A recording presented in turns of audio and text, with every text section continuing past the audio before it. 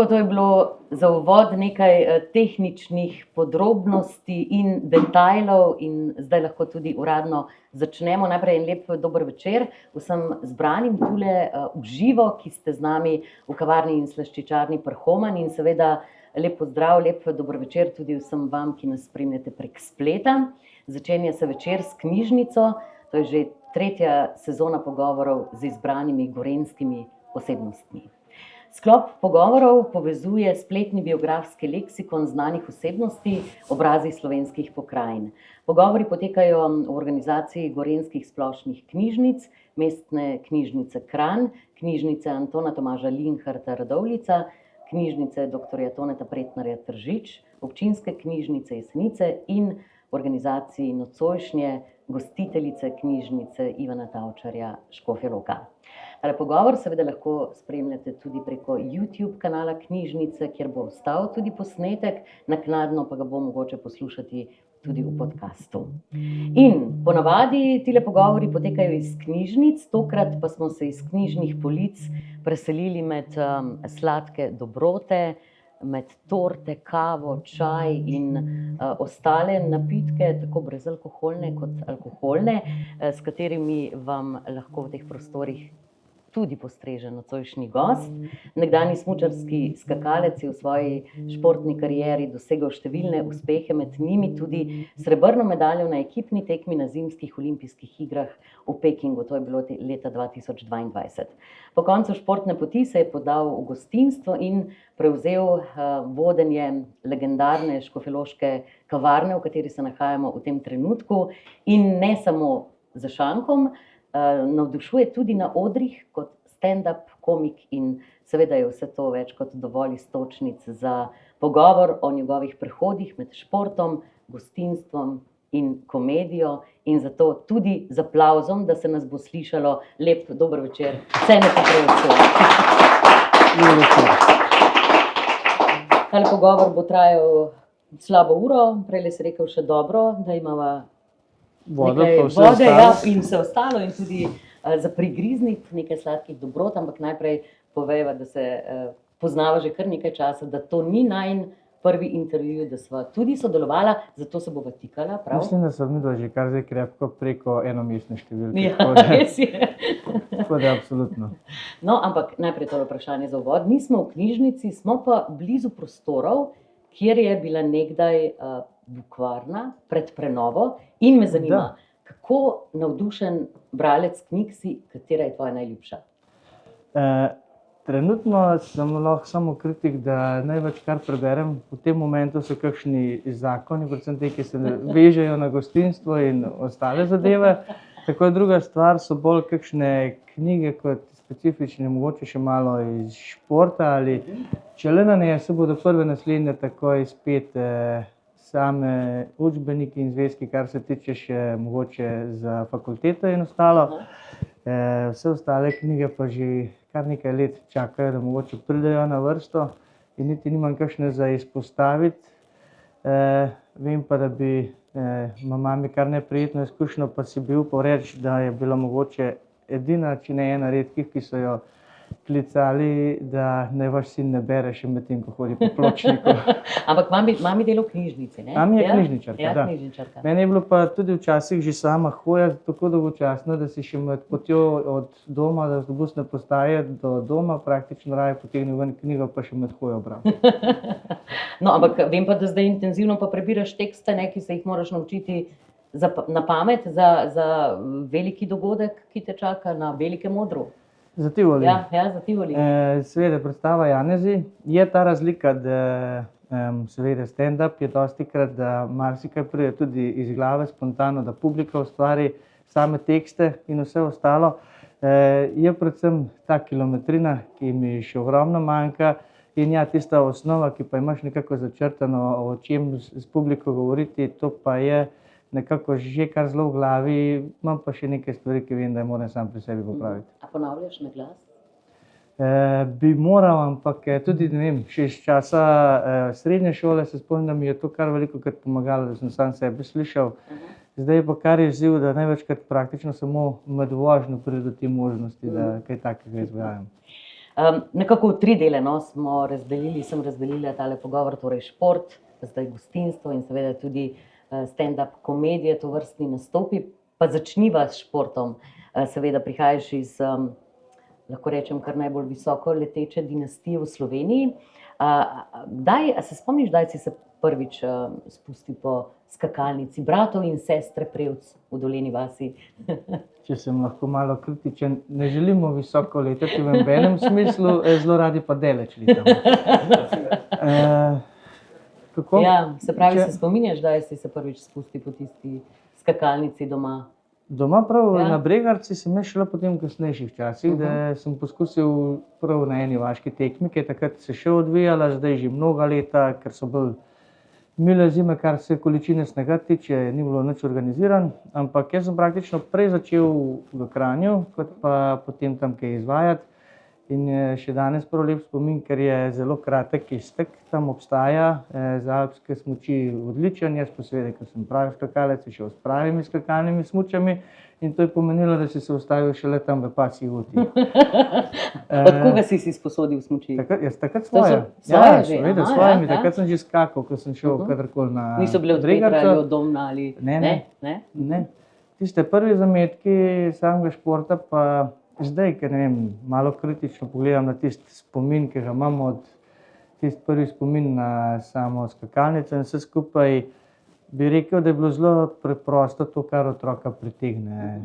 Oče ni vedel, kaj s 6-letnim mulcem narediti, ker verjetno ni mogel biti primer, me je raje zapasal na zadnji sedež, šel še po enega malo starejšega mulca v ekran. In jaz se sam spomnim tistega momenta, ki si videl skozi okno, kako je lepo belo, kako je vse osvetljen, kako se ima enkrat otrok fajn, malo se spušča po snegu, malo skačejo, kakšen se porit driča, a ti jaz bi to tudi. In to je tista prvi premik, ki se ga spomniš, pa to začel. Potem si pa začel. Pa se je že kmalu pokazalo, da so trenerji videli, še en perspektiven iz dinastije Prevc. To pa nisem nekega potegnil vprašanja, ampak to je bilo pri 6 letih, tako da prvo so mogli dolgo časa vzgajati. Je pa recimo ravno eden od trenerjev, ki nas je imel tam, mene osebno od 8, pa mogoče 10, 12 leta, to je že tako daleč. To je še danes, ki se srečamo, nas kar vse po vrsti kliče moj pop. No, in zdaj si omenil vzgoji, predvsem tej športni, ne? Kakšna pa je bila vzgoja v družini Prevc? Zelo preprosto rečeno, vzgojili so nam dejstvo, da če od 6 zjutraj vstaneš, pa da če se do 9, 10 ne usedeš dol, da je to nekaj normalnega, da je to vsak dan v tednu, 365 dni v letu, da si pač produktiven, da nekaj spraviš iz sebe. In s tem sta nas navadila tudi pol počasi, sploh še z vsemi ostalimi obveznosti, da si se navadil tudi tega, da ti zadostno ali povprečno ti ni bilo dovolj, da če so videli v tebi, da si sposoben več, so to od tebe tudi zahtevali. S tem si upam reči, da so nam vzgojili, da si postopoma tudi sam začel to od sebe zahtevati. In mislim, da je to ta razlika, ki smo jo pol imeli, da marsikatere vrline, ki pravijo, da jih vrhunski športnik dobi v športu, si upam reči, da smo jih mi že od doma v šport prinesli. In ravno zaradi tega seveda tudi vsi uspehi. Zdaj sem nekako omenil, kaj je bila torej tvoja največja motivacija v času športne kariere. Kaj pa še kakšen pritisk zaradi tudi uspehov potem Petra Domna? Je bila to še dodatna motivacija, spodbuda? Mislim, sploh, ker smo rasli, smo bili tako zelo narazen. Je pa zelo res, da na koncu največji tekmec si itak sam sebi in predvsem gledaš, da si danes boljši, kot si bil včeraj. Sploh takrat, ko nimaš kakšnih drugih merodajnih stvari, je to tista glavna, na katero se lahko obrneš, pa vidiš, da ti na danes na treningu uspel kakšno vsaj eno napako popraviti tekom tistih 8 skokov, ki si jih imel. To, da sta ona skakala, je bilo morebiti zgolj dodatna motivacija, tako kot zelo katerikoli Slovenec. Kakšne take velike tekmovalnosti prav med brati nikoli ni mogla biti razvita, ker ko smo odraščali, smo bili kar dosti starostno različni, da je tako ali tako je bil vsak za kakšno stopnjo že tistih nekaj let naprej, ker si pa enkrat prišel, da si začel tekmovati drug proti drugemu, si pa praktično tekmoval že proti celemu svetu. In do neke samo bratske tekmovalnosti z tega oddelka nikoli sploh ni prišlo. Kakšen pa je bil odziv v družini, ko je še sestra naznanila in objavila, jaz bom tudi skakala? Še en let počakaj.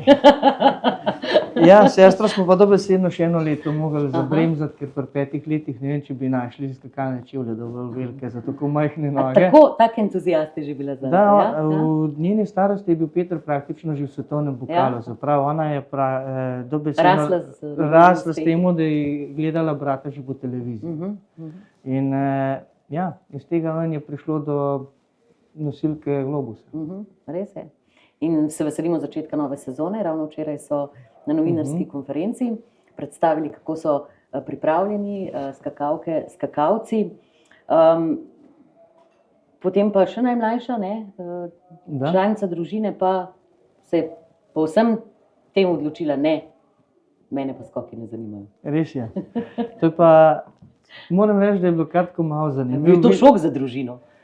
Prej veselje. Veselje. Ja, recimo očeta sem zdaj manjka leto nazaj, sem ga enkrat spotoma vprašal eno stvar, ki sem nekako stalno imel v mislih, pa si domneval in je sam potrdil, da ja, včasih se je res zgodilo ravno, da je imel od nekaterih ljudi tekom naše kariere, da je bilo kar tisto pavšalno mišljeno, da nas tišijo smučarske skoke.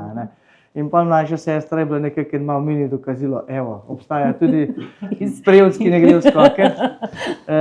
Ampak začelo se je pa zelo dobesedno pri 2-3 letih, ko otrok že sposoben govoriti in takrat praktično vsak otrok ima tisto obdobje, ko je en dan učitelj, drug dan astronavt, tretji teden roller, 5. teden kolesar, 6. teden spet nekaj novega.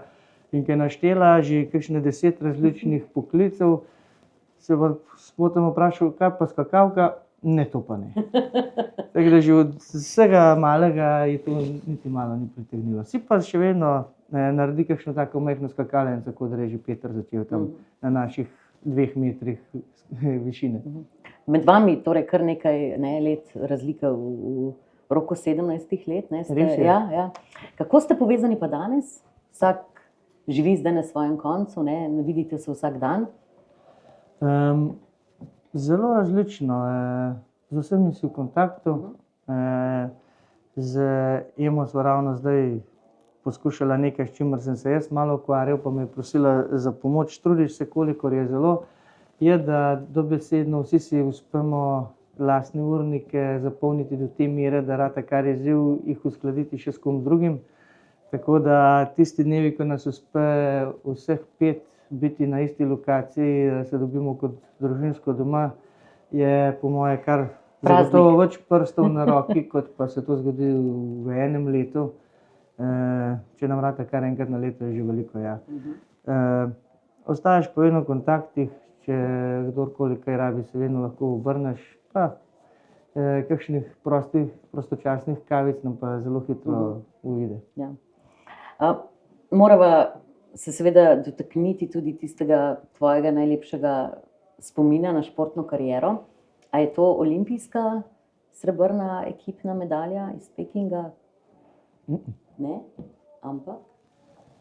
Moj zadnji skok, praktično tekmovalni skok, tisti, ki je tudi moj najdaljši v moji karieri, se pravi tisti zadnji skok v planici 246 metrov. Sem zelo hitro ratal človek, mogoče rečemo tudi delno, ker mi je bilo že recimo kot mlademu otroku, ki je bil navdušen nad arkadnimi igricami, kot da gre v neko nadgrajevanje, dobesedno isto mi je bilo pri meni osebno, da mi je veliko več pomenilo izpopolnjevanje samega sebe in v smučarskih skokih to, da ti rata iti likde ne v Poden, po gorenjskem narečju največjih skakalnic na svetu. To mi je kar tista kljukica, ki mi še največ pomeni v samih smučarskih skokih. Seveda, potem, ko prideš do rezultatskih, tam lahko dosegaš še neskončne uspehe in se nikoli ne neha. Zame je bilo pa tisto nekaj izpolnitev, da mi je uspelo narediti to, kar so smučarski skoki do takrat ponujali. In ja, takrat mi je bilo, tisti dan mi je bilo dobesedno vseeno. Mislim, da sem šele čez 2 dni pogledal rezultate, kateri sem sploh bil tisti dan na tekmi. Kakšna solzica tako priteče potem tudi od sreče, veselja? Ja, ne, tam je bilo pol, čez kakšen teden je bila bolj jeza, ki si pogruntal, da je to še tisto, kako malo pozno. Ampak verjetno, ne, ko si omenil ta planiški skok in planiško velikanko, so posebni občutki, ne, to pogledati pod sabo, to množico zastav, ki vihrajo. Ja, je to kar zelo fenomen. Kakšen je ta pogled z vrha? Zelo lep. Ampak to vem bolj zdaj recimo od letošnje Planice ali pa lanskega svetovnega prvenstva. Recimo ravno v teh letih je bolj to dejstvo, da takrat, ko sem bil kot skakalec gor, ja, si pogledal dol, si mogoče vzel pol minute, ampak takrat 5 minut pred skokom pa je bil zelo ta proces mojega skoka, da sem namerno vse okoli odmislil in včasih ljudje niso razumeli, ko sem na splošno rekel, da me briga za vse tam okoli, ne v smislu, da mi je vseeno, ampak takrat, ko gremo s skakalnico, mi je pomembno samo, kako bo meni uspelo skočiti. Kako pa se koncentriraš? Obstaja kakšna posebna tehnika v tistih zadnjih sekundah pred skokom? Praktično da res lahko odmisliš vse to. Skakalec, Ja, ima nekaj svojega verjetno. Ima nekaj svojega, kar razvija. Jaz sem vzpostavil eno določeno rutino, ki si jo dobesedno vsak skok ponavljal. To pomeni tudi vsak skok na treningih, ki ti je ratala nekaj samoumevnega. To je tudi eden tistih principov, kar se lahko za katerokoli stvar učiš, da ko enkrat rata rutina, rata tudi tako samoumevno, da je manjša možnost napak, prihoda stresa ali kaj podobnega. In to je bila meni ena tista malenkost, na koder si se našel noter, tam si tudi ohranil misli, pa avtomatsko si potem skočil na tisto, kar je bilo v tistem momentu pomembno, da si tistemu dal pozornost, ker ja, skoki so šport, koder si najprej fizično pripravljen, tehniko moraš obvladati, pa če ti glava zadnjo sekundo na rampu zaide v napačno misel, si še vedno lahko izven kvalifikacij, kaj šele kaj drugega. No, ampak potem, ko si naznanil, da zaključuješ športno kariero, je verjetno marsikdo rekel, že, da ni to malo prezgodaj, ampak ne, tvoje stališče je bilo, ne, zaključujem v pravem trenutku, to je to, za mano je lepa kariera, sploh leto, ne tisto, nisi nič s kakšnimi slabimi občutki se poslovil od. Ja, pa sem videl, da sem bil malo pozen na mispoje. Zelo to dejstvo je mogoče mene kot športnika tepe, pa mislim, da bi lahko sam sebi priznal, da nisem bil 100% vrhunski športnik. Ker že od nekdaj sem človek, ki se ne fokusira zgolj na eno stvar, tudi ena glavnih načinov, da je bila glava na tekmi spočita, je bilo zame, da si dobesedno tudi v hotelu počel vse drugo, da si skoke malo odmislil.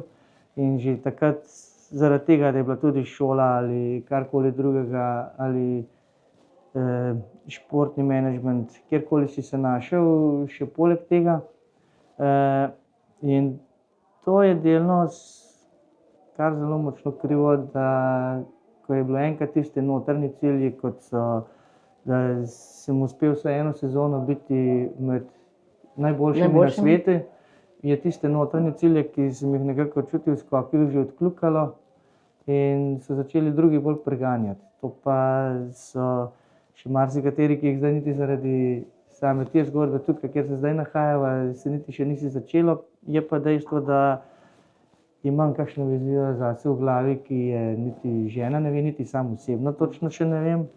Je pa dejstvo, da želim še na kakšnem drugem področju v življenju narediti vsaj kakšen tak manjši pečat kot na smučarskih skokih. Tam je trajalo 20 let, za kaj kot drugega pa če v 20 letih rata, upam, da bom vesel, še bolj pa vesel, če mi rata prej grem po društvo. Ja, pa dobro. No, pa če se izrazim zdaj v takem tvojem športnem žargonu, no, in potem ta skok, ne, v gostinstvo. A te je to že od nekdaj privlačilo? Ker na uho mi je prišlo, upam, da imam prave informacije, da si kdaj tudi prešprical kakšen trening, pa so te našli, a na Starem Vrhu, da si pomagal za šankom. Treninga prešprical ne. Ne? Je bilo pa vmes obdobje, tudi če zdaj za nas nazaj pogledam, takrat sem rekel, da skoki zaradi tega niso trpeli, ampak delno se je tudi poznalo malo pri temu, ker gostinstvo so bili zame hobi program. In si ga začel tudi, ker sem prišel na lokacijo, to je Klubar v Kranju, tam sem delal še največ ur vzne vsega. Je bil moj pogoj, da bi delal, ampak da nisem zanesljiv. Da imam ta prvi skoke, pol šolo, pa šele gostinstvo. In je bilo zelo smešno, kako pa pride do te zanimive stvari, ko nekdo ni mogel, da je odpovedal ali pa karkoli, kdo se javi, kar noben ni mogel biti sposoben, ne vem, tista ena dopoldanska šola je bila za marsikaterega preveč. Jaz sem pa poleg vsega lahko prilagodil, pa rešil izmeno, če tudi nekdo odpovedal. Je bilo zelo zanimivo, da ponavadi tisti, ki ima že najbolj zafiljen dan, najde luknjo še za kaj. In je bolj posledično pol pomenilo, da v tistem obdobju v klubu vem, da je bilo enkrat dobesedno, da se pravi, Klubar je delal tudi kakšne večerne, nočne dogodke in enkrat smo toliko časa pospravljali, da sem se, ko smo končno zaprli, odpeljal samo do skakalnice, počakal 1 uro, da bi se praktično trening že začel, rekel trenerju, da bom raje šel spat domov, pa popoldne oddelal. Ampak to je seveda ob takem treningu, ki je v telovadnici in ki se da, da ga narediš po takem principu. Drugače je bilo pa še zmeraj, da si nekako se trudil prilagoditi športu. Kot sem rekel, meni se je to začelo kot hobi program zelo hitro po maturi, za zelo kratek čas v Naklem, v baru Žeja za 4 tedne. Še nekaj let kasneje se je pa potem začelo, da sem poleg kariere začel tudi v Klubarju. En teden sem šel v Tomkino kočo, če ne drugega, si se marsikaj naučil tudi v kuhinji, pa tisto je najbolj v medije takrat prišlo. Kar se prav Bermanstva tiče, je bilo pa največ kilometrine eno poletje pol v Makalonci v Ljubljani. Tam pa je bilo treba kar cel šank gor držati, ker je bil pa tudi pogoj, da ko enkrat nosiš pladenj, se je kar poznalo. Si dobesedno pridobil na mišični maščebi v rokah, kar za skoke ni najbolj primerno. Tako da v Ljubljani je bil kar zelo pogoj, da sem bil zgolj v šanku in izdajal pijačo, kar mi je bilo pa tudi dobesedno najljubše. Kaj pa so rekli obiskovalci, obiskovalke, ko so te videli takole za šankom streči, ko si jim prinesel kavo ali karkoli, to pa je cene, ki sicer ne? Ne, večkrat so rekli, da domen dela. Da domen? Je bilo treba velikrat bolj, da je to krivico popravljati. No, ampak sicer pa tudi gurman, morda te je tudi ta ljubezen do kulinaričnih užitkov privabila takole v gostinstvo, pa obožuješ, si velik poznavalec tudi viskijev in tako naprej. Ima to tudi kakšne povezave? Mislim, da je bila to bolj osnova iz tega, da mi je bilo zanimivo delati v gostinstvu in je ta dejstvo, če nekaj z nečim delaš, da tudi poznaš, s čim delaš in iz tega se ven potem razvije. Tako je ljubezen do skokov zrasla s tem, da si gor tam rasel, je tukaj tudi iz poznavanja same pijače in ostale ponudbe. To je zraslo po principu, če se s tem ukvarjam, da gostu tudi ponudiš, pa da poznaš v ozadju, kaj mu sploh na mizo podaš. In z leti se polja naučiš marsikaj o vseh možnih žganih pijačah in tudi brezalkoholnih zadevah.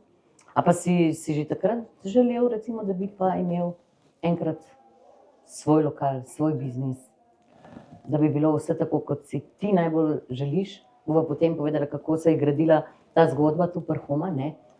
Ne, ni bilo prav neke velike želje. Zaradi tega, ker če ne drugega, sem tam opazil, koliko je to dobesedno, da terja več kot celega človeka že na čase. 24 ur na dan skoraj, da. Ja. Kako pa se je začela potem zgodba z enim najbolj priljubljenih lokalov tule v Škofji Loki?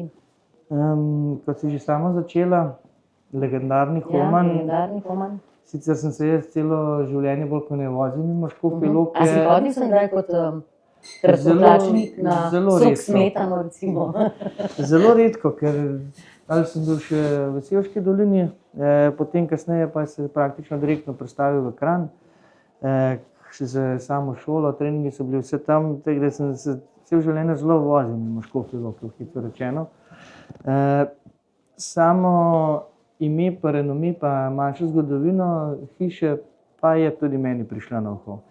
In sam temelj, da se je vse skupaj malo začelo, je pa tudi to, da sem se spomladi poročil z punco, sedaj ženo, ki je po profesori slaščičarka. Kakšna super kombinacija. Ja. To je bila nekako osnova, da sem si takrat rekel, da pa mora biti ravno šli v to, ker sama hiša slovi po temu, da je kot kavarna in slaščičarna, tudi kot gostilna je bila svoje čase zelo na renomeju. In začelo se je, da je prišel do mene kolega z vprašanjem okoli ovinka, kako se streže pa ostale ponudbe, ker sem ga imel, pa danes sem ga pa vprašal, zakaj se gre. In je omenil, da koleba, da bi prevzel najem to, kjer smo mi do danes, se pravi lokal pri Homan. In ja, dobesedno katerokoli drugo lokacijo bi mu dal na svete, pa so srečo, tukaj sem pa rekel, če želiš, lahko greva skupaj po to. Ravno z tega, ker že takrat sem malo videl potencial, da mogoče nam rata ne v enem letu kot sedaj, ampak kakšnih 3-4 letih narediti tudi lokacijo, kot da bi mogoče žena lahko izvajala to, kar rada počne. In zdaj v enem letu je najbolj prišlo do tega, da nam je uspelo narediti ta prostor, kot da se danes midva nahajava, zaradi tega, ker sama lokacija ima odlično ambient, ko pride do poletja, sama Lipa si upam reči, da je kar najlepši plac v mestu sredi žgoče vročine, manjkalo pa nam je notri. In danes se nahajava tam, kodr so sedaj. Druga ključna zadeva pa je bila ravno to, da smo vzpostavili, da imamo proizvodnjo lastnih slaščic in da zdaj žena ustvarja tisto, v čemer je najboljša. Kako se dobro sliši to, ne? Žena. Kakšno pa je zakonsko življenje zdaj? Sladko, ja. S čim nama je postregla? Tole je tiramisu pa panna cotta. Ja? Se pravi, tiramisu je začela izdelovati v temle principu. Zelo je bilo rečeno, da smo si upali dati raje v eno posodo, da je bolj kremast, tako da če bi ga postavil brez kakršnekoli opore, da bi se razlezel. Panna cotta se je pa našla v tejle dizajnu. No, ampak zdaj nas še vedno zanima, ne, kakšno je zakonsko življenje. Jaz pravim, da zelo isto, kot prej. Jaz sem pol leta, ona me pa prenaša. A za poročno potovanje je že bil čas ali še ne, ker vem, da sta bila res v zadnjih mesecih popolnoma vpeta, ne, v to prenovo, v delo, v to, da bo zaživel ta lokal, čeprav tu v centru mesta vemo, ne, potekajo še določena dela. Veselimo se, tako kot si rekel, vrta Homanove lipe, da bomo lahko posedali pod Homanovo lipo. Ja, ena stvar, ki mi jih žena najbolj zameri, je, da v vseh letih poznanstva nam je uspelo iti, mislim, da na 14-dnevni dopust. Vse ostalo pa bolj kot ne. Isto se šteje tudi za kakršnokoli potovanje po poroki. Je treba, da prvo tukaj izpostaviti take temelje, da si bova upala zadevo prepustiti ostalim sodelavcem do toliko časa, da bova midva kam šla samo s telefonom prižgana. Že to bo veliko. Sliši se in je tako, ne, da sta zelo uigran tim. Ja, na zunaj, ja. Takrat, ko pa nim benga okoli, pa ja, sinhroniziraš, da ratalo. Ampak, če se še malo ostaneva pri tem življenju dvoje, si pa kar romantik očitno tudi, tako lepo si pospremil ta poročni dan na družbenih omrežjih z besedami: ni važno kje, dom bo vedno tam, kjer si ti. Torej, cene romantik. Ja, to mi je žena že večkrat rekla, da sem Jaz bolj romantiko temu stanu. Ja, marsikakšno traparijo si v času odraščanja tudi naredil, ki si hodil kakšno punco osvojiti, pa ona niti opazila ni to, pa zdaj niti na ženo ne ciljamo več šlo. Sam napis je pa predvsem nastal iz smisla, ker raje pustim brez vsega, kot pa da iščem tiste standardne citate po spletu, ker sem mišljenja, če že nekaj napišem, ne bo to iz moje glave.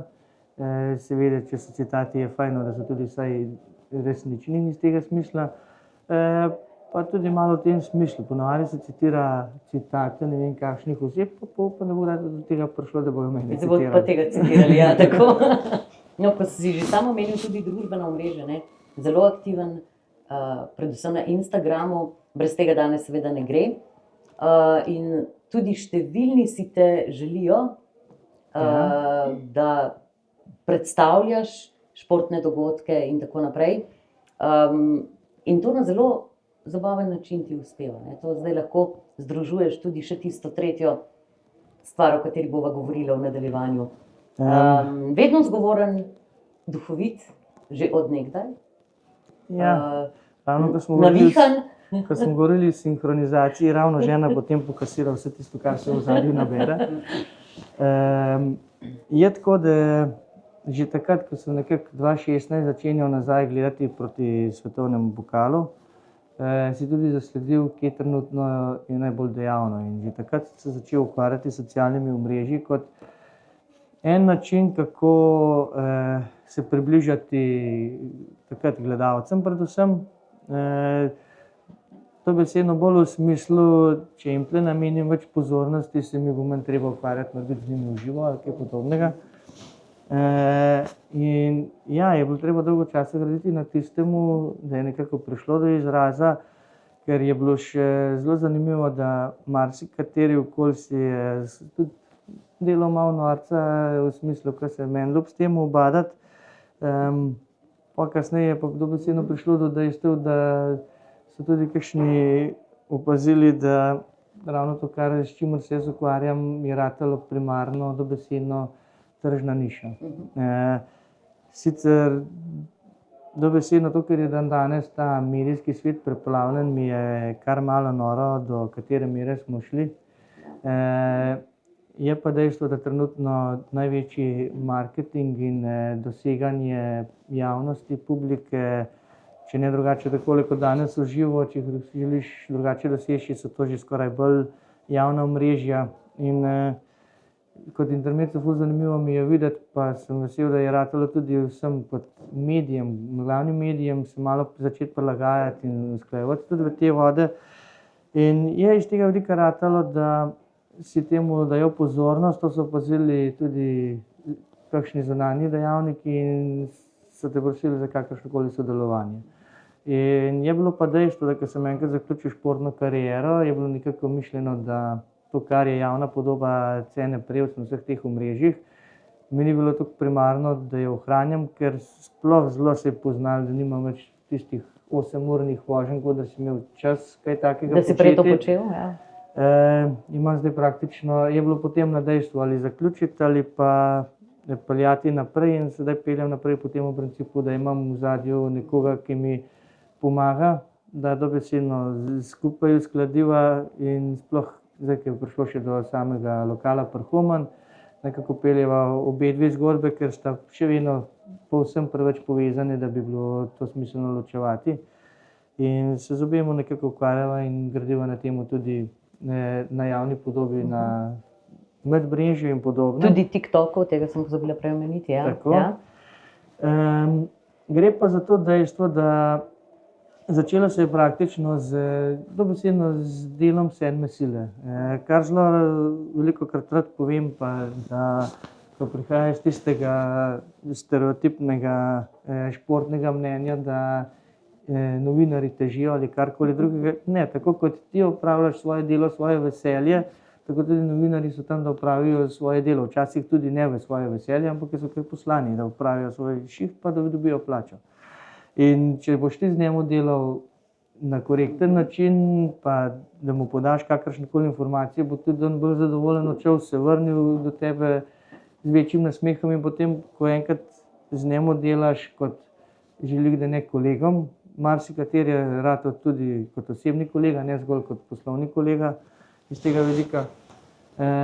Lahko nastanejo boljši intervjuji, bolj zanimivi intervjuji in obe strani imata z tega veliko večjo korist. In iz tega je potem rasla tudi ta retorika, ki se je začela pojavljati tudi na mrežju, je pa predvsem izhaja iz tega, da zadevo dela na način, da je ljudem zanimiva, oziroma kar čutiš, da bi ljudi mogoče pritegnilo, sploh na samih socialnih omrežjih, je zdaj to kar zelo nujno ratalo, da kaj takega poskušaš vpeljati.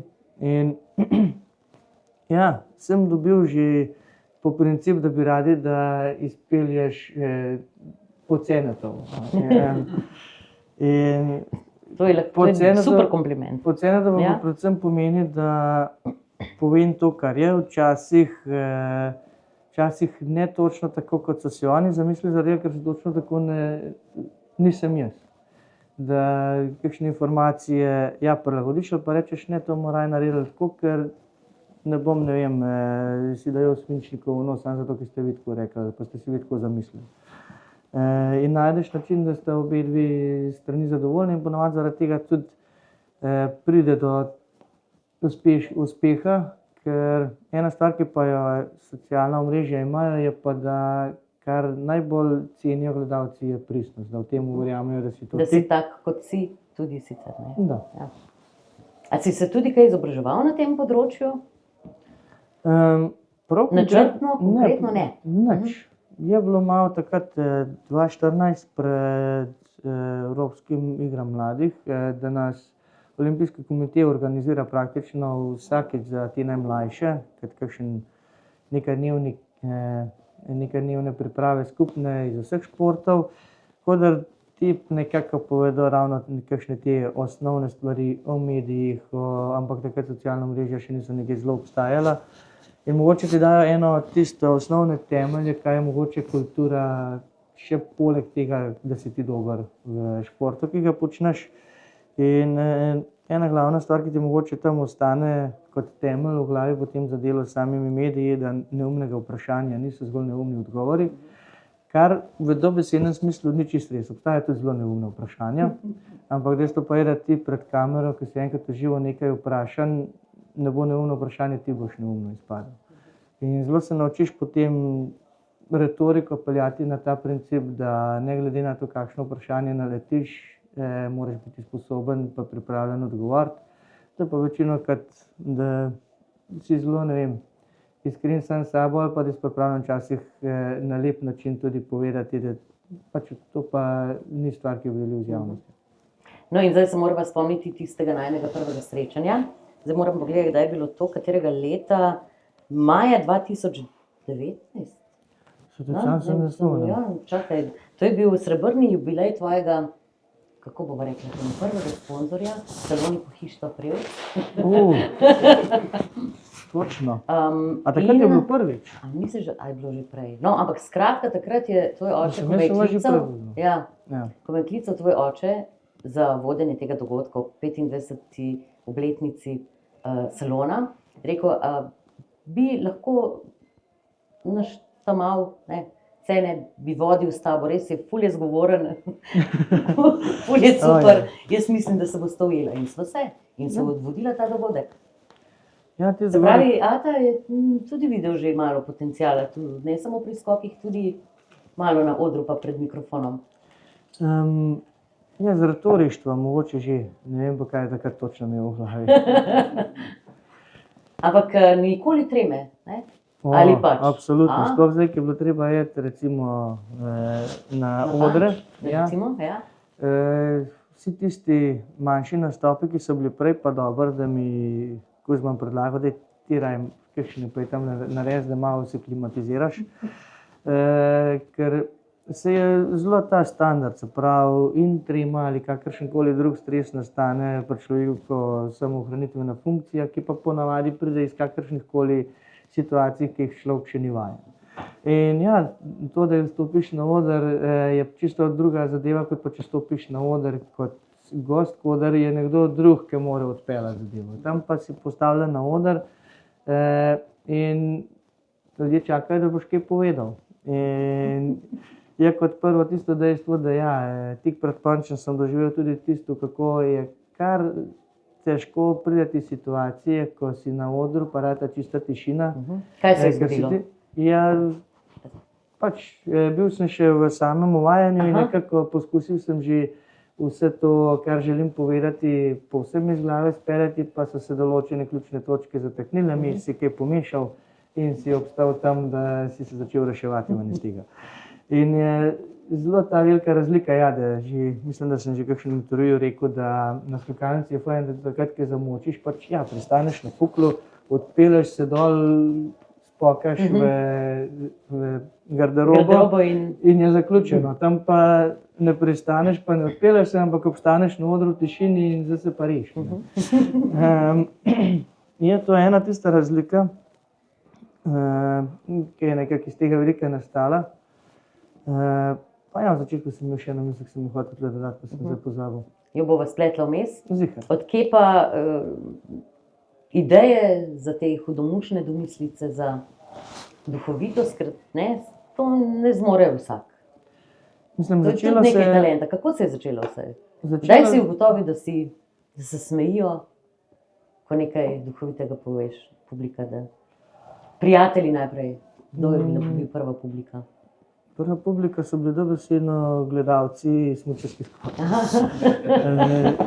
Torej izjave, ja? Ja, iz tega ven se je nekako začelo. Se pravi, ta moja retorika zmeri ratala po principu, da je obojestranska kakšna korist. In zelo hitro pride do dejstva, da te stvari, ki jih skakalci med sabo poznamo, ki jih s trenerjem pogovarjaš, so ogromnokrat lahko dolg čas za nekega gledalca na kavču. In si začel stvari povedati na bolj zanimiv način, oziroma na način, da bodo ljudje razumeli. In ne vem, lahko bi dobesedno rekel, ja, že iz same naletne rampe sem se postavil malo preveč v zadaj, posledično me je v radiusu potegnilo nazaj, smučke so mi šle, malo sem zamudil, upam, da mi bo v drugem seriji ratalo bolje. Ali pa da bi rekel, že na začetku sem ga, že ko iz rampe sem ga pobiksal, itak sem se pol tamle napukal na rajmo, zdaj pa ima, da ta drugo serijo popravim. In je ista zadeva povedana povsem drugače. In iz tega ven je pol ratal, da samo, kako besede obrneš, ta retorika je seveda z vsakim intervjujem rasla. In je prišlo do dejstva, da je tukaj, se pravi, lokalni organizator teh manjših stand-up dogodkov je rekel, kot če te vratelj prijatelje speljati neki. Takrat sem napisal nekaj programa, Kuzmana zaradi manjše zgodovine z nama prosil, če mi to zna predlagati, pa kaj usmeritve dati. In ogrobem vse, kar je naredil, je bilo samo balast odmetal v stran. A on je bil prvi mentor?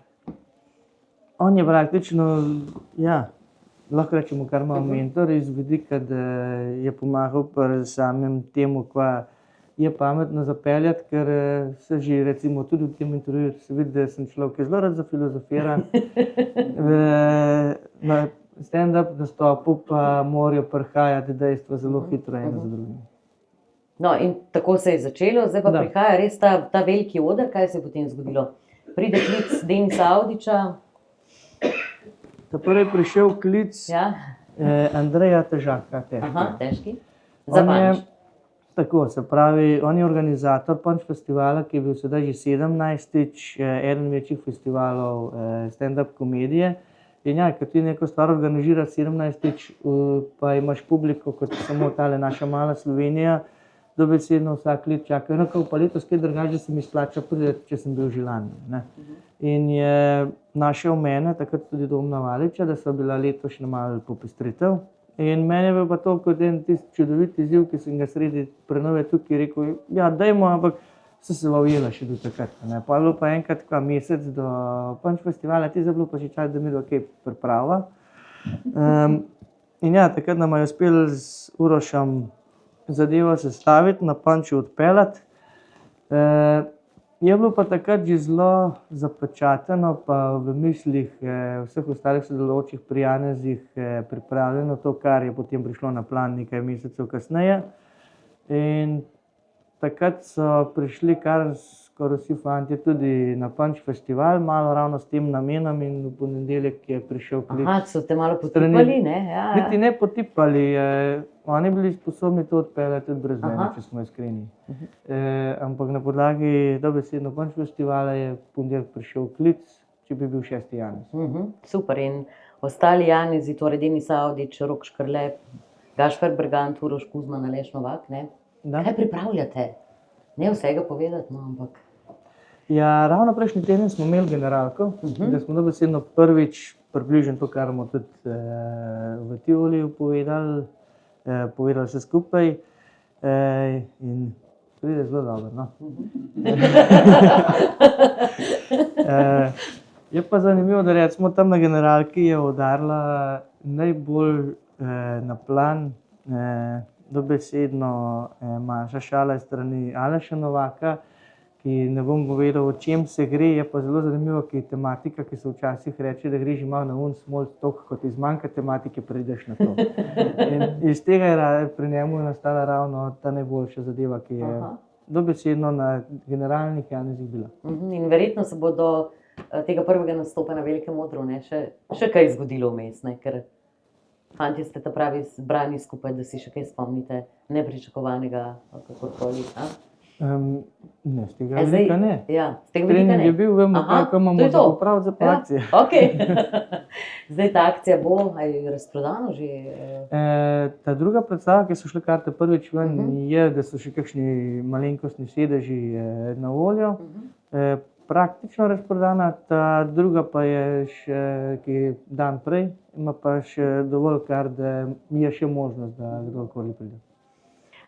Kako zelo se veseliš tega, kaj novega ti bo to prineslo v tvoj vsakdan, v tvoje življenje ob vseh obveznostih, ki jih imaš? Kako te bo izpolnilo, ne nazadnje, tudi to?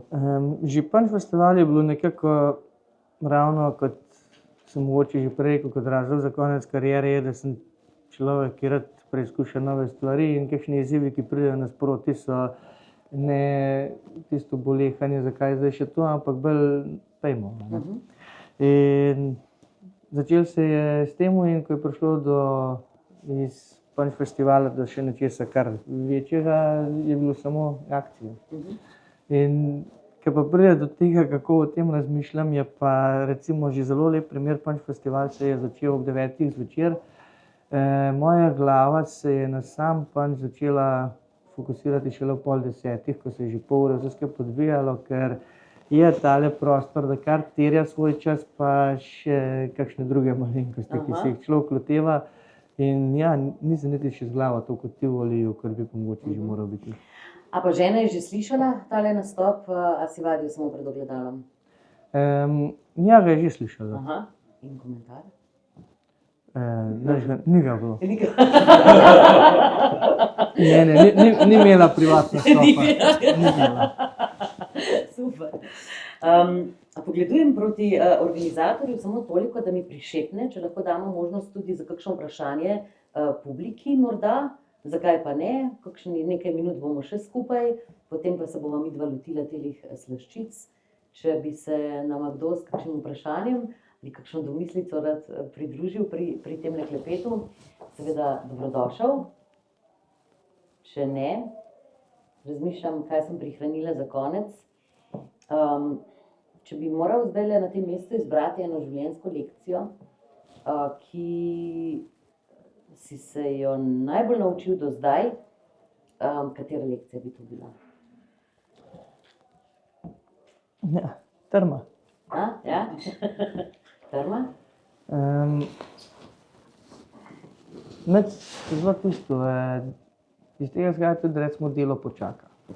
Ne v smislu, da ga zdaj lepo pustimo, pa bomo v ponedeljek naprej. Ne, lepo te bo počakalo. Naredil se bo šele, ko se boš ti tega lotil in izpeljal. In ja, če hočeš kaj, da se bo naredil, moraš ti zagrabiti, pa ti delati. In zelo je princip, ki mislim, da mi še kar piše na socialnih omrežjih, ta besedni rek obstaja. Vse se da, če se hoče.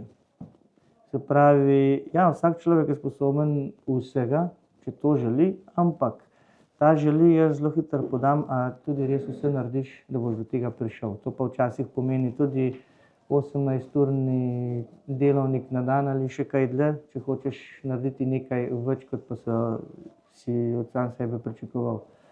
In to je nekako tisto, kar jaz še najbolj verjamem, pa bi bila prva stvar, ki jo bi rekel, pa lahko še kaj drugega. Pa še nekaj, a hodijo semle tudi kakšni tvoji oboževalci ali pa mladi nadobudni smučarski skakalci na sok, na kavo, kakorkoli, te kdaj kaj pocukajo za rokav? Se spomniš enega dogodka, ko je eden od skakalcev pozabil tule opremo, pa... Ta je bil še malo v sorodstvu. A ta je bil še ta, domač. Ne z mano, ampak s kakšnimi poznanimi. Ne, tudi ženo, ne.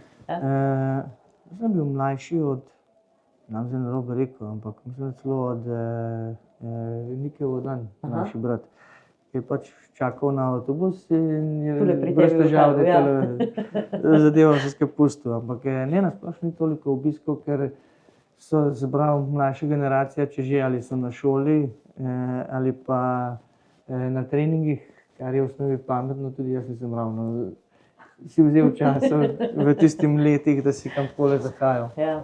Ampak je pa lepo, ne, ko mladi vidijo v tebi pozornika. To ne vem, koliko vidijo mladi, iz tega vidika pa mogoče je kar zanimiv, pa ja, ti vzame dodaten čas, ampak pusti nekaj topline v srcu, ko pridejo tudi iz drugega konca Slovenije na izlet, v smislu, da smo pa prišli sem pogledati.